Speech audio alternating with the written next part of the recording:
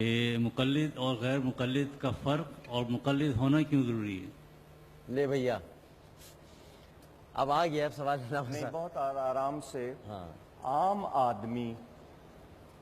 آدمی سمجھ گئے، کامن مین جو قرآن اور حدیث سے خود مسئلہ معلوم نہیں کر سکتا، اس کی اتنی صلاحیت نہیں کہ وہ آیت اور حدیث کو سامنے رکھ کر مسئلہ نکال سکے، اس عام آدمی کے لیے ضروری ہے کہ وہ تقلید کرے۔ تقلید کا مطلب کیا کہ کسی کو دین کا سچا عالم مان کر اس سے دین کی کوئی بات پوچھنا، عقائد میں نہیں، صرف اعمال میں کوئی بات پوچھنا، جو وہ جواب دے بغیر دلیل کے اس کو مان لینا۔ جب اس کو دین کا عالم مانا ہے تو تسلی ہے کہ یہ قرآن حدیث کے مطابق کہے گا، تو بغیر دلیل کے اس کی بات ماننا، تو اس کو تقلید کہتے ہیں۔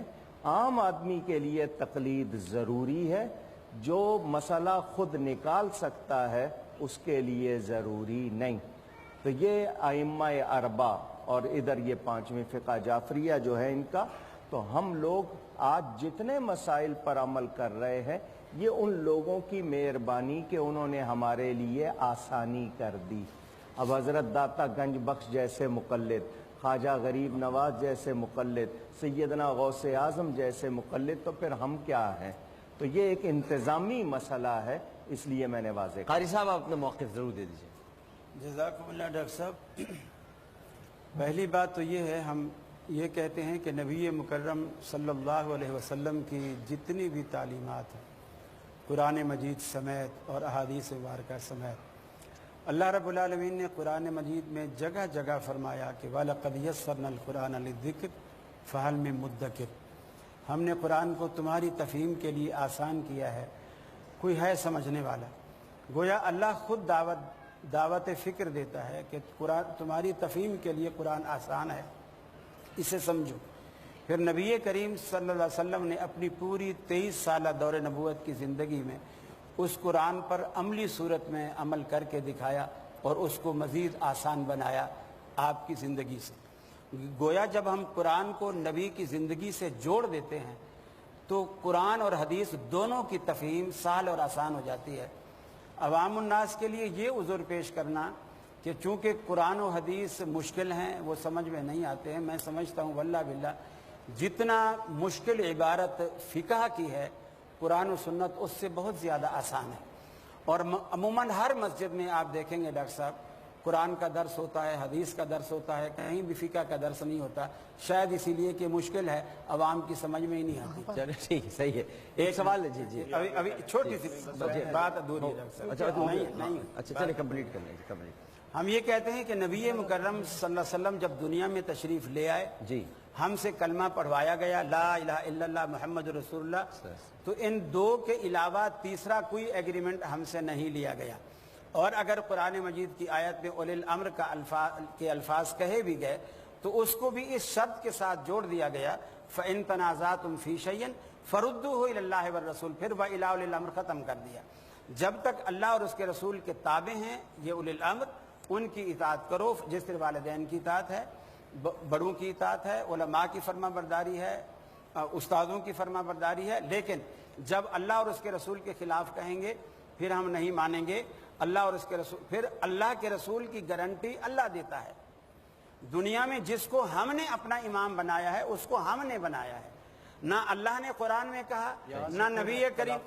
ہو گئی نا، اب آپ نے کہہ دیا کہ بالکل آپ تقریر جائز سب نہیں، یہ کیا بات ہے؟ یہیں تک رہنے دیں۔ نہیں، آپ نے جو کچھ کہا وہ اختلاف نہیں تھا اور میں نے کہا نہیں یہ نہیں کہہ رہے آپ کی بات کمپلیٹ ہوئی نہیں ہوئی، یہ پوچھ رہا ہوں میں آپ سے پوچھ رہا نہیں ہوں، ہوئی۔ تو کر دیں۔ تو میں عرض کر رہا تھا کہ اللہ کے رسول کے علاوہ دنیا میں کسی بھی شخص کی اللہ نے اس کے رسول نے کوئی گارنٹی نہیں دی کہ یہ جو کہتا چلا جائے اس پہ عمل کرتے چلے جاؤ، میں ذمہ دار ہوں۔ لیکن اپنے رسول کی اللہ نے ذمہ داری دی ہے، حتیٰ کہ اتنی دی ہے کہ ہاں من یطع الرسول فقد اطاع اللہ، جو رسول کی اطاعت کرے گا میں یہ سمجھوں گا اس نے میری اطاعت کی۔ ٹھیک، بالکل صحیح۔ بس وقفے کے بعد اس کو کنٹینیو کر لیتے ہیں، ذرا آرام سے بات ہو جائے گی۔ جی ذرا آپ علامہ صاحب پہلے وہ اس کو کمپلیٹ کر لیجیے۔ یہ آپ کا سارا پروگرام جب سے آپ کر رہے ہیں وہ عالم ٹائم، عالم آن لائن، عالم اور عالم یا عالم کے بول، یہ کیا ہے پھر؟ میں دلائل تو اتنے دوں کہ اگلے کے پاس وہ گما نہ کر کے مجھے جرأت سوال نہیں، فقط یہ ڈر ہے تجھے لاجواب کر دوں گا. ہم وہ ماحول نہیں بنانا چاہتے. یہ سوال ہوا ہے تو کیوں ہوا ہے؟ کہ جو جانتے ہیں وہ بتائیں، ان کو نہیں معلوم تو پوچھ رہے ہیں نا. یہی تو ہے، اور کیا ہے؟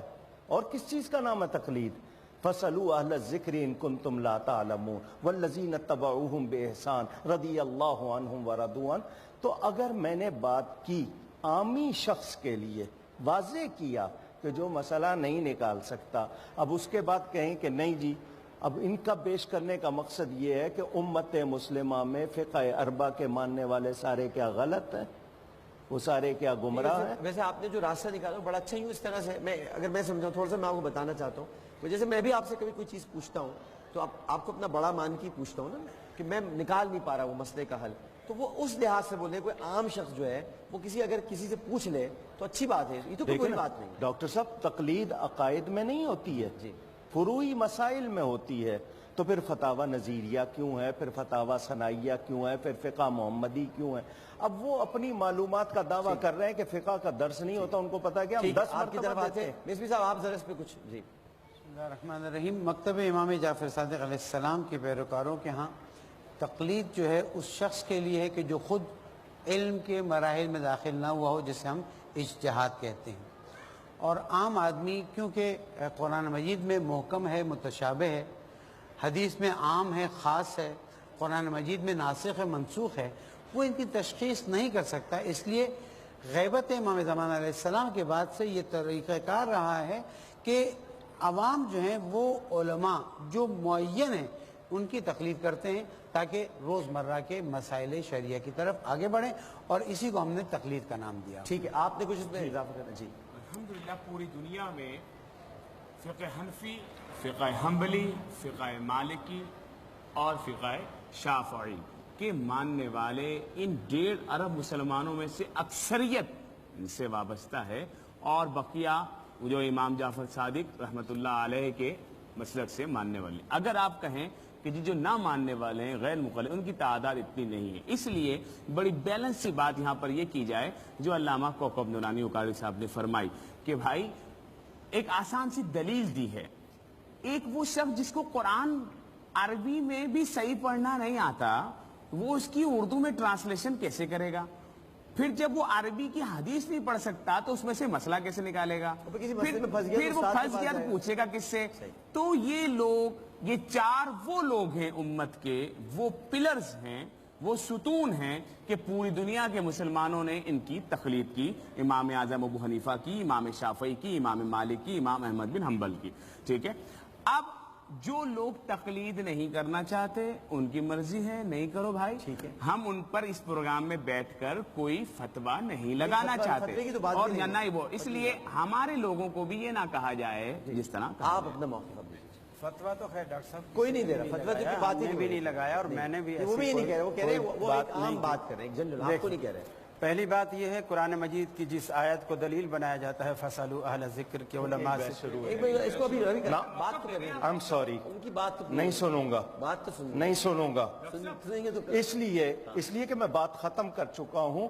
وہ اپنے موقف پہ رہیں، ہم ان کو بدلنا نہیں چاہتے. آپ موقف پہ رہیں، قائم رہیں، آپ اپنے پہ رہیں. ہم آپ نے کبھی تقلید کرنے والوں کو وعدہ غلط نہ کریں. کہیں. مگر آپ نے انصاف، آپ وعدہ کریں، آپ تقلید نہیں کریں گے. آپ تقلید تو الحمدللہ نہیں کرتے اور نہیں کریں گے، لیکن آپ نے انصاف نہیں کیا، یہ میرے دل میں اچھا افسوس رہے گا. آپ ایک کہنے، ایک جملہ کہنے ڈاکٹر ایک جملہ صاحب، کہنے میں پھر اس کا جواب پھر میں آؤں گا. ایک جملہ صرف کہنے اجازت، ایک جملہ. قرآن مجید نے کہا فَاسْأَلُوا أَهْلَ الذِّكْرِ إِن كُنتُمْ لَا تَعْلَمُونَ، ساتھ میں یہ بھی کہا بِالْبَيِّنَاتِ وَالزُّبُرِ، دلائل اور براہین پوچھو علماء سے، علماء کی رائے نہیں پوچھو. ایک دوسری بات، جیسا کہ مفتی صاحب نے فرمایا کہ جو جاہل لوگ ہیں ان کے لیے ہے کہ وہ تقلید کریں، علماء کے لیے نہیں ہے. میں یہ پوچھتا ہوں کیا مفتی صاحب عالم ہیں؟ مفتی عابد؟ نہیں آپ سے نہیں، آپ ایک منٹ. اچھا نہیں میں اکاڑوی صاحب کو مفتی صاحب سے وہ ڈاکٹر علامہ کوکب نورانی اکاڑوی صاحب ہیں. تو میرے ذہن سے میں وہی تھا. تو انہوں نے کہا تو یہ عالم ہیں وہ عالم ہیں پھر کیا یہ تقلید کرتے ہیں؟ مقلد ہیں؟ الحمدللہ یہ ہے نا ہیں؟ تو پھر یہ کہنا کہ یہ تقلید عوام الناس کے لیے ہے، علماء کے لیے نہیں ہے جو جانتے ہیں، تو یہ تو عالم ہے نا، جی میں اس حد تک یہ تو عالم ہے نا، ان کو تو اور پھر امام جس ابو حنیفہ مقام پر امام تھے میں اس مقام کا دیکھیے کوئی ذرہ بھی نہیں ہوں. ان چاروں ائمہ آپ کرام تو امام مالک کو مانتے ہیں نا، ساروں کو مانتے ہیں، یہی تو ہمارا تو آپ بھی حسن تقلید ہے۔ کرتے ہیں؟ ہم ساروں کو مانتے تو آپ بھی تقلید کرتے ہیں؟ ہماری جیب میں پورا روپیہ ہے، ان سب کی جیب میں 54 ہے، بہت اچھے. چونی اب چلتی ہے آپ کو پتہ ہے؟ چمنی چلتی ہی نہیں ہے۔ نہیں روپیہ اچھا یہ کاغذ ہے. دیکھیں، زمانہ اچھا یہ کاغذ بتائیں، ہے. یہ بتائیں